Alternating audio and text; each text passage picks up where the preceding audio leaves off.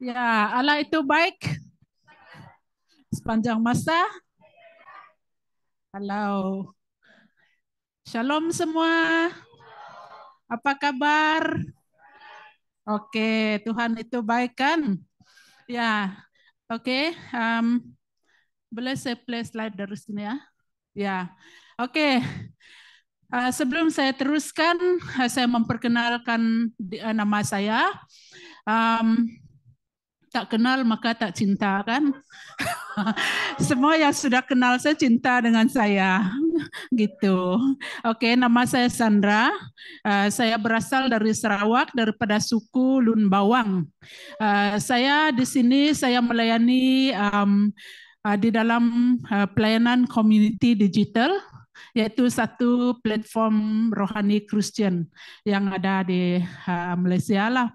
Dan saya beribadah di DMC juga, menjadi salah seorang pemimpin di sini. Dan hari ini saya akan membawa kita dengan pelajaran yang seterusnya, yaitu kuasa penyembahan, ya. Dan sebelum itu saya mau mengucapkan tahniah kepada semua karena kamu sudah berada di tahap ini. Ya, bagi tepukan untuk semua.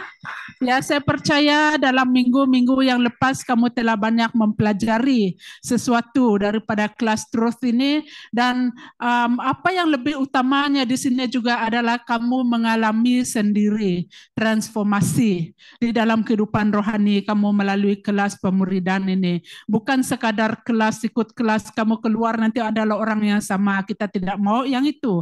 Apa yang kita mau, orang yang betul-betul ditransformasi, orang yang betul-betul telah mengalami sendiri Tuhan itu dalam hidupnya secara pribadi. Kita tidak mau melakukan ini sekadar sebagai program kita, sebagai memenuhi syarat. Kita tidak mau.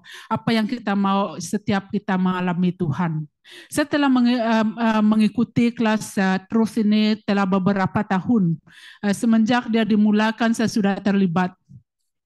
Dan setiap kali kita mengikut semua kelas ini, ada sesuatu yang baru.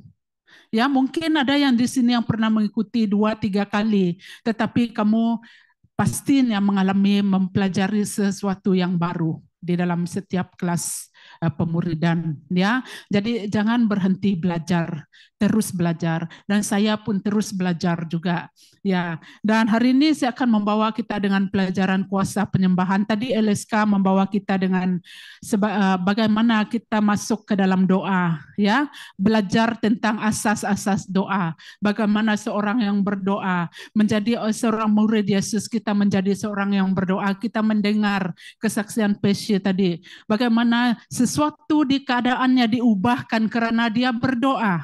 Ya, dan seterusnya kita akan masuk lebih dalam lagi, yaitu tentang penyembahan. Katakan kepada orang yang di kiri kanan kamu, penyembahan. Ya, jadi kita akan belajar tentang kuasa penyembahan. Apakah kuasa penyembahan di sini? Dan apakah itu penyembahan? Penyembahan itu adalah bagaimana kita memberi nilai kepada sesuatu. Ya, sesuatu yang kita sembah itu kita memberi nilai kepada dia. Kita mengagungkan Tuhan, kita memuji, memberi penghormatan yang tertinggi kepada Tuhan itu. Itu adalah maksud penyembahan. Kita memberi nilai kepada sesuatu. Bila kita memberi nilai kepada sesuatu yang sangat bernilai, hati kita akan tertuju kepada perkara itu. Pikiran kita akan tertuju kepada perkara itu. Bukan itu saja, kita akan mengekspresikan hidup kita kepada perkara itu. Ya, dan kalau kita lihat dalam 1 Timotius pasal 1 ayat 17, penghormatan dan kemuliaan selama-lamanya kepada Raja segala zaman, Allah yang kekal, yang tidak dapat dilihat, dan yang esa. Amin. Dan ini adalah berbicara tentang siapa yang kita sembah. Kenapa kita menyembah Tuhan? Ya, dengan siapa kita menyembah Tuhan? Ya, di sini konteks dia sangat-sangat jelas, di mana kita menyembah Tuhan yang hidup, Raja segala zaman, Allah yang kekal. Semua musim dalam hidup kita berubah, semua keadaan akan berubah, tetapi dia tetap Allah yang kekal di dalam hidup kita. Itu pada hari ini kita akan melihat bagaimana kuasa penyembahan itu akan dimanifestasikan di dalam kehidupan kita sebagai penyembah-penyembah Tuhan. Dan seterusnya. Dan bagaimana kadang-kadang mungkin kita tahu kadang-kadang penyembahan yang tidak sampai. Kenapa kadang-kadang kita menyembah, kita tidak rasa penyembahan kita itu sampai. Kita tidak merasakan ada yang berubah di dalam kehidupan kita. Sebab sesuatu penyembahan yang benar itu dapat mengubah hati orang. Sesuatu penyembahan yang benar itu dapat mengubah keadaan. Tetapi bila kita setiap tahun, dari awal tahun sampai ujung tahun, kita menyembah Tuhan, kita tidak dapat melihat apa-apa perubahan. Kita tidak dapat merasakan apa-apa. Kenapa? Karena yang kita lihat di sini apa yang menghalang kita menjadi penyembah-penyembah yang benar. Ya, yang pertama yaitu dosa. Karena kita tahu nature Tuhan ini, Tuhan adalah Tuhan yang kudus. Betul? Bila kita mau menghadap Tuhan, kita harus mencapai standar kekudusan Tuhan supaya kita dapat melihat Tuhan. Betul? Dan itu sebabnya tanpa kekudusan kita tidak dapat melihat Tuhan. Di dalam Ibrani dia berkata, oleh itu kita juga dikelilingi dengan begitu ramainya saksi, hendaklah menjauhi beban dan dosa yang amat mudah menjerat. Dia katakan di sini menjauhi. Ya, kadang-kadang kita tahu sebagai anak-anak Tuhan, kita tahu sesuatu itu ada satu tempat itu yang boleh membawa kita cenderung berbuat dosa. Tetapi kita pergi juga di sana, dan ini yang akan membuat kita jatuh ke dalam dosa. Tetapi apa yang Tuhan katakan, jauhilah apa-apa beban dan dosa yang mudah menjerat kita. Nature kita manusia, kita mudah terpedaya, kita mudah digoda. Macam kalau kita coba diet kan, kalau kita coba diet dan kadang-kadang kan, aduh kita tengok ayam goreng, kita tengok ice cream, coklat, aduh sedapnya. Macam mana saya boleh tahan diet saya nih? Ya, jadi itu nature manusia. Ujung-ujung, saya coba satu scoop saja. Yang daripada satu scoop tuh habis satu cawan dia makan. Jadi diet tidak menjadi. Macam itu juga bagaimana kita tentang dosa ini. Bila kita melangkah satu langkah, dua langkah akan menyusul. Jadi itu sebabnya firman Tuhan katakan jauhi beban dan dosa yang amat mudah menjerat kita, sebab Tuhan tahu ini yang dapat menghalang penyembahan kita kepada Tuhan. Dan saya mau katakan kepada kita, apakah bentuk-bentuk penyembahan itu? Adakah itu kita menyanyi saja di gereja? Tidak. Penyembahan itu adalah bagaimana kita melakukan kehidupan seharian kita. Kamu membuat kerja kamu, itu adalah bentuk penyembahan, our act of worship di hadapan Tuhan. Kita membuat kerja, kita membuat pelayanan kita, apapun kita yang perbuat, itu adalah sesuatu act of worship kita di hadapan Tuhan. Bukan sekadar menyanyi di gereja saja. Tetapi bila kamu pergi kerja hari Isnin sampai hari Jumat, adakah hidup kamu mencerminkan penyembahan yang betul saat engkau bekerja? Bila engkau study, itu juga adalah kamu punya act of worship. Adakah engkau melakukan apa yang patut engkau lakukan seperti seorang pelajar? Itu adalah act of worship. Adakah kita mempraktikkan etika yang betul di dalam penyembahan kita? Jadi penyembahan itu bukannya sekadar menyanyi, tetapi perbuatan kita. Kita memuliakan Tuhan.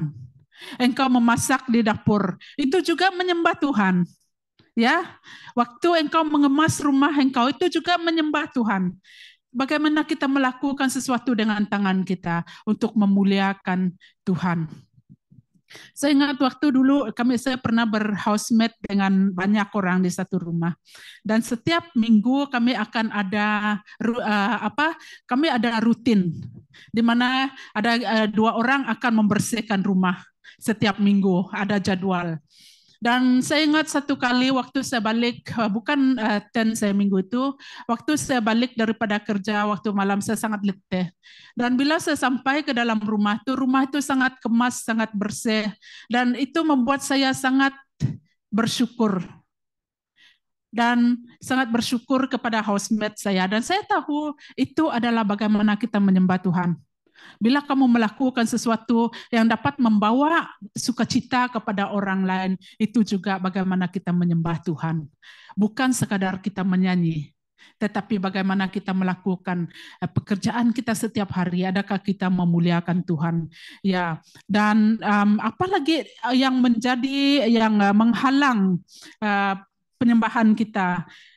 Ya, yang tadinya adalah dosa, ya, dosa yang menghalang kita untuk datang kepada Tuhan. Kita tidak dapat mengalami hadirat Tuhan karena dosa. Dan seterusnya kita ada merasa tertuduh. Waktu kamu menyembah Tuhan, kadang-kadang kamu merasa tidak layak. Waktu kamu melayani Tuhan di depan main musik, tiba-tiba ada pikiran dalam hati kamu. Kamu tidak layak untuk melayani Tuhan. Kamu tidak layak melakukan ini. Kamu tidak layak melakukan itu. Kamu tahu itu suara dari siapa? Itu adalah suara daripada iblis yang membuat kamu rasa tertuduh, yang akan mengingatkan kamu kepada dosa-dosa kamu sehingga kamu tidak dapat menyembah Tuhan. Ya, kalau kita lihat di dalam Roma pasal 8 ayat 1 sampai 2. Dengan demikian sekarang tidak ada hukuman bagi orang yang ada dalam Kristus Yesus. Karena melalui Kristus Yesus hukum roh kehidupan telah membebaskanku daripada hukum dosa dan kematian. Itu sebabnya setiap kali kita melayani, kita harus mengingatkan diri kita bahwa kita dilayakkan di hadapan Tuhan. Karena kematian Yesus di atas kayu salib yang menebuskan kita sehingga kita melayakkan kita untuk menjadi alat Tuhan melalui penyembahan. Amin. Ya, jadi setiap kali mulai hari ini, jika ada tuduhan-tuduhan yang datang ke dalam pikiran kamu, katakan kepada itu, Yesus telah membebaskanku daripada hukum dosa dan kematian. Ya, itu adalah yang membawa kamu kepada satu level ke satu level. Ya, dan seterusnya. Yang ketiga adalah bagaimana kita mempunyai pengertian yang salah tentang Allah. Apa dia katakan di sini? Apa yang pengertian yang salah tentang Allah ini? Kadang-kadang kita pikir Allah itu sesuatu pribadi yang sangat jauh. Tidak ada di dalam hidup saya. Dia sangat jauh, dia tidak paham apa yang saya lalui. Tetapi sebenarnya Allah itu adalah Allah yang masih aktif bekerja di dalam kehidupan kita pada hari ini. Apapun yang engkau lakukan, dimanapun engkau pergi, saat engkau datang kepada Tuhan, Allah itu maha hadir. Ada amin? Ya, jadi itu adalah pengertian kita, sepatutnya pengertian kita tentang Allah, bahwa Allah itu adalah omnipresent, dia maha hadir. Di mana-mana pun kita ada, kita menyembah Tuhan di apapun yang kita lakukan. Ya, kadang-kadang mungkin kita pikir kita berbuat ini Tuhan tidak melihat, tetapi Tuhan itu maha hadir. Itu sebabnya bila kita melakukan apa pekerjaan, kita melakukan studi kita perlu diingatkan bahwa Tuhan itu maha hadir dan kita melakukan semuanya dengan terbaik sebagaimana kita menyembah Tuhan. Bila kita menyembah Tuhan di dalam gereja, kita menyembah dengan sepenuh hati kita. Bagaimana bila kita di tempat kerja kita, bila kita di tempat studi kita, adakah kita menyembah Tuhan dengan baik? Ini sepatutnya itu sebabnya kita perlu jelas bahwa Tuhan itu maha hadir. Dia bukannya pribadi yang jauh, ya. Dia menciptakan kita segambar dengannya, ya, supaya kita dapat menyembahnya. Kalau kita lihat dalam Kolose pasal 1 ayat 15 hingga 17, dia ialah gambaran Allah yang tidak kelihatan. Dialah anak sulung antara segala yang diciptakan. Kerana melalui dia segala sesuatu diciptakan, yang wujud di bumi dan di surga, yang kelihatan dan tidak kelihatan, baik yang bertakhta maupun kerajaan. Segala-galanya telah dicipta melaluinya dan untuknya. Dia terdahulu daripada segalanya, dan setiap yang wujud ada dalamnya. Dan kita perlu faham bahwa engkau dan saya diciptakan untuk menyembah Tuhan. Oke? Ya, kalau kita lihat, kita dicipta melaluinya dan untuknya. Apa maksudnya di melaluinya? Bila kita diciptakan, Tuhan katakan di dalam Kejadian, oh, kita menciptakan manusia serupa dengan gambaran kita. Tidak cukup dia menciptakan itu, apa yang dia buat? Dia menghembuskan nafas dia. Waktu dia menghembuskan nafas dia ke dalam kita, apa yang diciptakannya menjadi sesuatu yang hidup. Seperti Anda dan saya. Ya, dia menciptakan kita, dan di sana kita membawa keilahian Tuhan itu, supaya Tuhan dapat berhubung dengan kita. Kita dapat berhubung dengan Tuhan melalui doa kita, dan kita juga akan menjadi penyembah Tuhan. Kita akan menyembah selama kita hidup di permukaan bumi, kita akan menyembah Tuhan, dan kita dapat berkoneksi dengan yang ilahi itu. Itu sebabnya manusia ada, kita semua ada deria. Itu sebabnya manusia diciptakan ada jasad, ada jiwa dan roh. Ya, jasad, jiwa dan roh. Ya, dan itu sebabnya juga kita manusia diciptakan ada deria. Kita deria, ada 5 deria rasa. Ya, kita ada emosi macam tuh. Jadi ini adalah satu ciptaan yang hidup di hadapan Tuhan, supaya kita dapat koneksi dengan Tuhan. Bagaimana kita koneksi dengan Tuhan, saudara? Melalui doa dan penyembahan kita. Hidup kita diciptakan di dunia ini untuk menyembah Tuhan, untuk menjadi penyembah. Itu sebabnya, itu tujuan kita hidup. Kita lihat dia katakan di sini, segala-galanya telah dicipta melaluinya dan untuknya. Kenapa untuk Tuhan? Untuk kesenangan Tuhan, membawa pleasure kepada Tuhan. Bila kita menyembah Tuhan, melalui perkataan kita, melalui apa yang kita lakukan, melalui lagu-lagu kita, itu akan membawa kesenangan di dalam hati Tuhan. Bila kita melakukannya daripada hati yang terdalam. Dan seterusnya, apalagi yang menghalang doa penyembahan kita, yaitu tradisi keagamaan. Kadang-kadang ada orang, mungkin kita pergi gereja, kita menyanyi hari Ahad sejak menyanyi lagu-lagu gereja, kan ada buku-buku kita menyanyi, tapi bagaimana dengan hari Senin sampai hari Sabtu? Ya, dan sehingga kan ada orang yang membuat ini menjadi sebagai tradisi keagamaan. Lifeless worship. Penyembahan yang tidak ada kehidupan. Kita hanya sekadar menyanyi. Dan apa yang dia katakan dalam Ibrani pasal 10 ayat 19 hingga 20. Oleh itu saudara-saudara, kita telah mempunyai keberanian untuk masuk ke tempat yang maha suci melalui darah Yesus, melalui jalan yang baru dan hidup yang dibukakannya untuk kita menerusi tirai itu, yaitu tubuhnya. Waktu Tuhan Yesus mati di atas kayu salib, saat dia menghembuskan nafas dia yang terakhir, sebelum itu, tiap-tiap kali orang mau bertemu dengan Tuhan, ada sesuatu yang mereka mau, mereka akan pergi kepada imam. Jadi imam ini yang akan membawa apa yang mereka persembahkan itu di hadapan Tuhan. Tetapi saat Tuhan mati di atas kayu salib, dan waktu itu tirai terbelah 2. Tirai itu tidak terbelah dari bawah, tetapi dia terbelah daripada atas. Bermaksud Tuhan sendiri yang membuka tirai tersebut, supaya kita dapat masuk terus menghadap Tuhan secara pribadi. Ya, dan waktu kita masuk kepada menghadap Tuhan secara pribadi melalui perantaraan darah Yesus, di sana kita dapat menjadi penyembah-penyembah yang benar. Bila kita melakukan sesuatu sekadar sebagai tradisi, pergi ke gereja, menyanyi dan sekadar menyanyi, adakah itu menyenangkan Tuhan? Tidak ada sesuatu yang hidup di dalam penyembahan yang bila kita sentiasa terikat dengan tradisi keagamaan kita. Sebab penyembahan itu lebih daripada itu.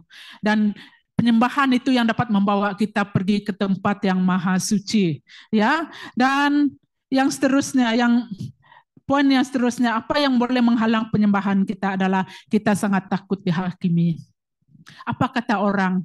Ya, mungkin kadang-kadang Chelsea waktu dia menyembah Tuhan, dia sangat takut mengangkat tangan. Karena dia takut bila orang sekeliling dia tengok dia, kenapa dia mengangkat tangan? Bukan dia orang yang suka berjoli-joli, dia tidak berjoli. Ya contohnya, kita sangat takut dihakimi. Apa kata orang bila saya mengangkat tangan? Apa kata orang bila saya menyembah Tuhan betul-betul? Lebih baik saya tidak buat apa-apa. Itu adalah dosa yang menghalang penyembahan kita. Kita takut dihakimi.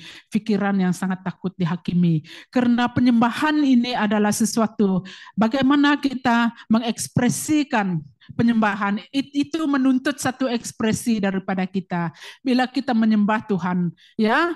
Dan kita lihat dalam Mazmur pasal 8 ayat 4 hingga 5. Apakah manusia maka engkau mengingatinya, dan anak manusia maka engkau mengendahkannya. Engkau telah menjadikannya rendah sedikit daripada yang ilahi dan memahkotakannya dengan kemuliaan dan kehormatan. Ya, dan ini yang patut kita fikirkan. Ya, saat engkau menyembah Tuhan, bagaimanapun mess up life-mu, bagaimanapun teruk keadaan di sekelilingmu, saat engkau ingin menyembah Tuhan dengan betul-betul, engkau tidak akan memperdulikan engkau dihakimi. Itu antara dia dengan engkau.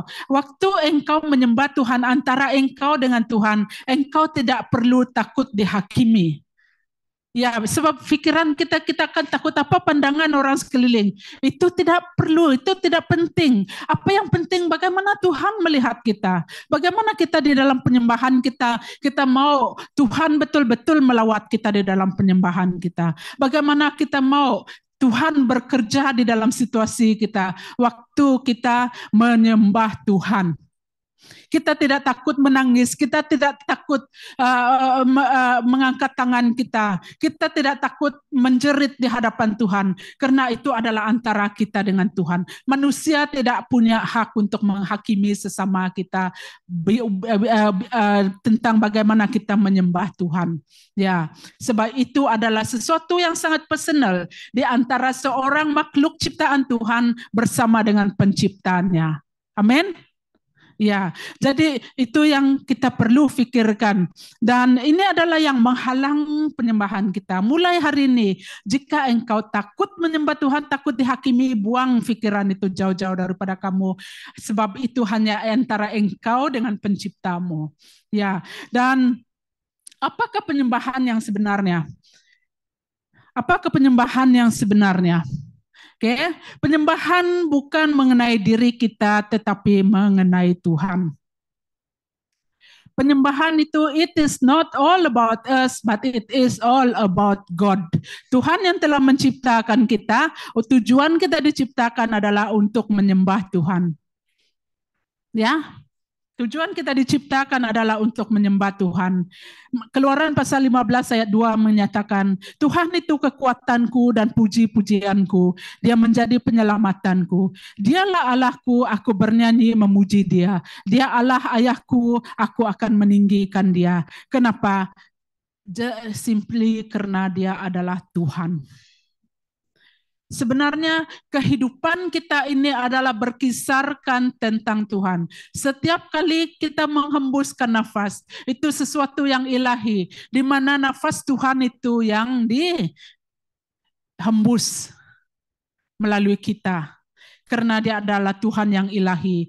Dan hidup kita berkisarkan Tuhan. Saat kita mengagungkan Tuhan di dalam situasi kita, kita akan memuliakan nama Tuhan dan segala-galanya akan menjadi kecil di sekeliling kita. Jadi apapun masalah yang engkau hadapi pada hari ini, apapun persoalan yang engkau hadapi pada hari ini, apapun pergumulan yang engkau hadapi pada hari ini, sebesar mana, seberat manapun masalah engkau, situasi yang engkau rasakan pada hari ini, it is not all about you, it is all about God. Waktu engkau mengangkat tangan, engkau menyembah Tuhan, waktu itu Tuhan akan bekerja di dalam situasimu. Amin. Ya, jadi itu adalah kenapa kita menjadi seorang penyembah. Bukan mengenai diri kita, tetapi mengenai Tuhan. Itu yang Tuhan tuntut daripada kita. Dia akan katakan, Timothy, sembahlah aku akan bekerja di dalam situasimu. Arah saat engkau menyembahkan aku akan bekerja di dalam situasimu. Itu kata Tuhan, dia mau kita berfokus kepada Tuhan melalui penyembahan kita. Bukan melihat situasi kita, bukan melihat masalah kita, bukan melihat apa halangan yang ada di hadapan kita, tetapi kita melihat Tuhan yang satu. Sebab Tuhan itu adalah kekuatan kita, puji-pujian kita yang menjadi penyelamatan kita dalam setiap saat, setiap situasi yang kita alami. Apapun yang engkau alami dalam tempat kerjamu, di dalam keluargamu, biarkan Tuhan bekerja. It is all about Him. Sembah Dia, sembah Dia. Ya, kamu tahu satu penyembahan yang sangat Tuhan hargai adalah waktu engkau menyembah Dia di dalam masalahmu, di dalam kesakitanmu, dalam situasi yang sangat sukar. Engkau tetap memilih untuk mengangkat tangan, mengatakan, Tuhan, saya tetap memuji Tuhan. Engkau mengarahkan pandanganmu, engkau mengatakan Tuhan, engkau yang berdaulat, kami memuji kebesaranmu. Dan waktu itu Tuhan akan campur tangan dalam situasi kita. Dan seterusnya, apakah penyembahan yang sebenarnya? Penyembahan tidak terbatas oleh masa dan tempat. Tidak terbatas di gereja saja. Penyembahan itu bukan di masa persekutuan doa saja. Penyembahan itu bukannya di waktu kita bersama dengan kelompok Kristen kita saja. Penyembahan itu boleh dilakukan, dia tidak terbatas oleh masa dan tempat. Di mana-mana pun engkau boleh memuji Tuhan. Di dalam bilik tidurmu engkau boleh memuji Tuhan. Di dalam tempat kerjamu engkau boleh memuji Tuhan. Tetapi apa yang membezakannya di sini adalah bagaimana kita menyembah Bapa di dalam roh dan kebenaran. Akan sampai saatnya, malah sudah pun sampai, penyembah sejati akan menyembah Bapa dalam roh dan kebenaran. Karena Bapa menghendaki penyembah yang demikian. Kenapa kita perlu menyembah di dalam roh dan kebenaran, saudara? Tiap-tiap nafas yang kita, sebab di dalam diri kita diberikan roh. Ya, bukan saja kita menyembah dengan jasad kita, dengan mulut kita, tetapi apa yang dia mau adalah sesuatu yang menyembah roh kita menyembah, sel-sel tubuh kita menyembah. Kita melihat video tadi yang LSK mainkan. Waktu kita berdoa, dia melihat sel-sel itu berubah, warna sel-sel itu berubah, dan sel-sel itu diaktifkan di dalam tubuh orang-orang yang berdoa. Jika kita menjadi penyembah-penyembah yang benar, penyembah-penyembah yang menyembah di dalam roh dan kebenaran, kita tidak akan takluk kepada kita ada di antara orang percaya atau tidak percaya, kita berada di tempat orang mati sekalipun.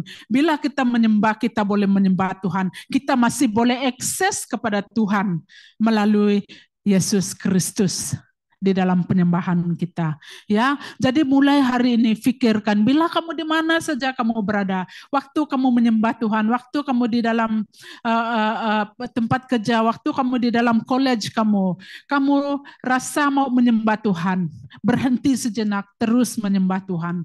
Tidak kira dimanapun itu, terus menyembah Tuhan, ya, karena penyembahan itu sangat berkuasa. Penyembahan itu dapat menembus alam roh. Di mana waktu kamu menaikkan pujian kamu, waktu kamu menaikkan penyembahan kamu, hadirat Tuhan akan turun. Setiap kali saya pergi ke satu tempat, bila saya masuk ke dalam bilik hotel, saya akan memainkan lagu-lagu rohani. Karena kita tidak tahu siapa yang di sana sebelum itu, apa yang berlaku di sana. Tetapi saya memainkan lagu rohani, bukan karena saya takut atau apa, tapi bila kamu memainkan lagu rohani, kamu akan mengundang hadirat Tuhan itu untuk turun. Shalom Tuhan akan turun ke tempat itu. Waktu kamu menaikkan pujian kamu, waktu kamu menaikkan sembah kamu, waktu itu hadirat Tuhan turun. Ya, dan ini adalah sesuatu penyembahan tidak kira tempat ataupun masa. Ya, dan penyembahan bukannya mengenai luaran tetapi keadaan hati kita. Bagaimanakah kondisi hati kita pada hari ini? Ya, waktu kita di hadapan Tuhan, bagaimanakah kondisi hati kita? Kita lihat dalam 1 Samuel pasal 16 ayat 7b, Allah tidak melihat sebagaimana manusia melihat. Manusia melihat penampilan lahirnya, tetapi Tuhan melihat hati. Tuhan melihat hati. Kadang-kadang kita menyembah Tuhan dengan hati yang sangat rebuk di hadapan Tuhan. Kita menyembah Tuhan dengan perasaan, Tuhan, saya adalah orang yang sangat berdosa di hadapan-Mu. Saya merasa tidak layak. Kamu tahu itu adalah satu penyembahan yang sangat tulus di hadapan Tuhan. Waktu engkau menyembah Tuhan di dalam ketidakterdayaanmu, waktu engkau memilih untuk menyembah Tuhan atas pelanggaran-pelanggaranmu, itu adalah satu penyembahan yang sangat-sangat bermakna di hadapan Tuhan. Karena engkau memilih untuk menyembah Tuhan daripada kekuranganmu. Ya, itu sebabnya kita melihat contoh bagaimana kita melihat Raja Daud. Kenapa Raja Daud dipilih untuk menjadi raja berbanding dengan dia punya abang-abang semua? Ya, sebab dia menyembah Tuhan. Raja Daud waktu itu dia adalah seorang gembala domba yang berjalan daripada satu padang ke tempat yang lain. Dan waktu itu kondisi dia mungkin lebih sangat sunyi. Dia menjadi seorang yang sangat sunyi karena dia berjalan jauh daripada kelompok orang ramai. Macam tu dia hanya dengan domba dia sepanjang hari, tidak ada kawan dia bercakap. Jadi apa yang dia buat, dia bermain kecapi untuk menghiburkan diri dia. Waktu dia bermain kecapi, dia akan menyembah Tuhan. Kenapa dia memilih main kecapi bukan seruling? Kecapi waktu dia dimainkan, dia akan meletakkan kecapi itu di telinga dia. Hanya dia dengan Tuhan yang dapat mendengar. Sesuatu yang sangat-sangat intim. Keintiman itu adalah apa yang Tuhan tuntut di dalam penyembahan kita. Bukan apa yang kamu display di luar, bukan apa yang kamu tunjukkan, oh saya boleh menyembah Tuhan, saya boleh membawa penyembahan. Tetapi apa yang Tuhan tuntut daripada kita adalah keintiman di dalam penyembahan kita, ya. Dan seterusnya, yang keempat, penyembahan bukan hiburan, tetapi sesuatu perubahan hidup. Penyembahan bukan sekadar sebagai lagu, tetapi adalah perubahan hidup kita. Perubahan hidup ini yang berbicara bagaimana satu transformasi dalam hidup kita.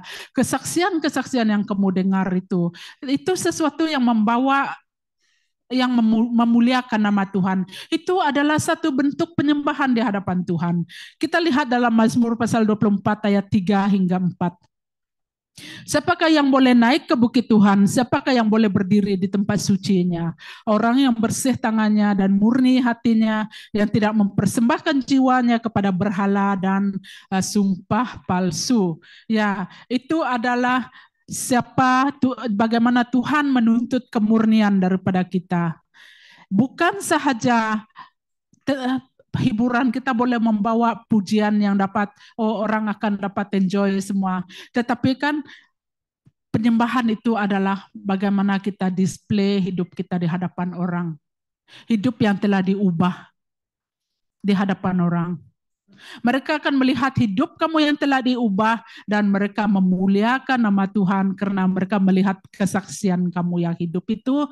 Dan ini adalah satu penyembahan di hadapan Tuhan. Hidup yang diubah. Ya, Tuhan tidak menuntut yang separuh-separuh daripada kita. Dia tidak mau hati yang separuh-separuh menyembah sini, separuh di sana.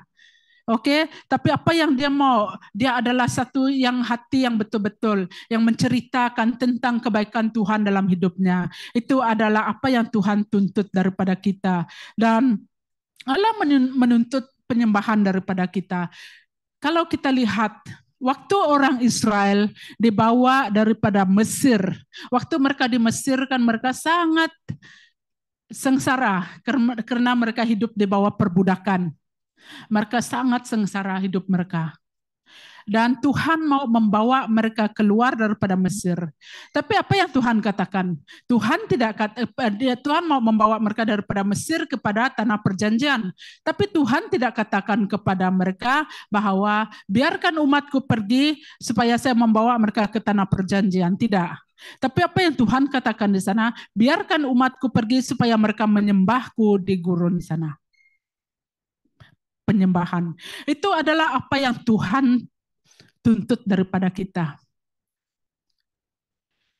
Tuhan tidak mau kita menyembah Tuhan karena kita mau sesuatu yang daripada Tuhan. Karena Tuhan, engkau dapat menjawab doa saya. Karena Tuhan, engkau dapat memberi saya keputusan yang baik dalam exam saya. Karena Tuhan, engkau dapat memberi saya satu gaji yang baik di tempat kerja saya. Tuhan tidak perlukan semua itu. Karena Tuhan tahu apa yang dia boleh beri kepada kamu saat engkau menyembah dia. Ya, dan itu adalah sebab kenapa Tuhan suruh mau kita untuk menyembah dia. First and foremost, kita menyembah Tuhan.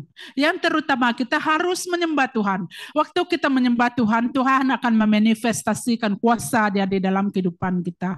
Apapun masalah yang kita alami, Tuhan akan campur tangan. Waktu kita menaikkan pujian penyembahan kita di hadapan Tuhan, kita melakukan semua pekerjaan kita dengan satu pikiran sebab kita menyembah Tuhan. Waktu itu Tuhan akan campur tangan di dalam setiap kondisi kita, setiap situasi kita. Dan saya ingat satu waktu, saya di dalam satu situasi yang sangat menekan. Dan saya merasa sangat penat, sangat letih. Dan waktu itu sampai saya tidak ada perasaan mau berdoa, saya tidak mau menyanyi, saya tidak mau buat apa-apa. Dan saya merasa sangat kosong. Sehingga satu waktu saya merasa saya perlu datang kepada Tuhan. Keintiman saya dengan Tuhan menjadi semakin jauh. Dan waktu itu saya rasa mau dekat tengah malam. Tiba-tiba saya rasa saya perlu menyembah Tuhan. Saya tidak mau sebenarnya, tapi saya memilih juga, saya menyanyikan lagu, saya menyembah Tuhan. Tuhan, apapun yang saya alami pada saat ini, I choose to worship you. Saya memilih untuk meninggikan namamu. Saya memilih untuk memuliakan nama Tuhan.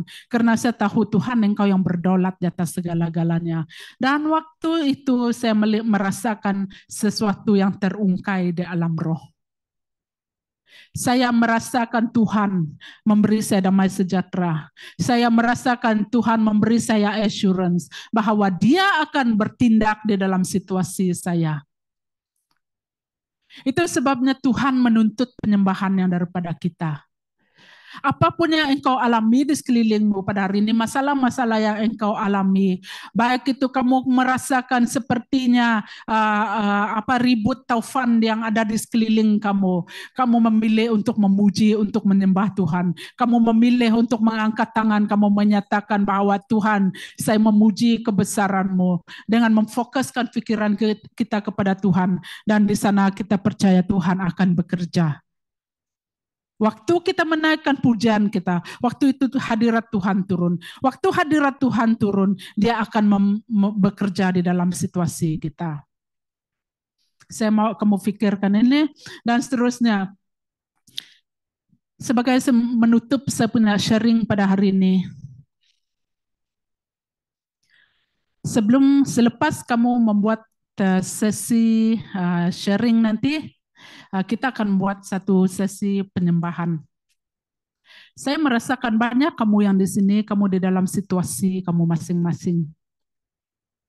Kadang-kadang sepertinya ada satu batu yang sangat tebal di atas kepala kita, awan yang sangat tebal, sehingga kita tidak dapat melihat cahaya di dalam situasi kita. Tetapi mari kita pada hari ini, saya mau kita mengambil waktu nanti.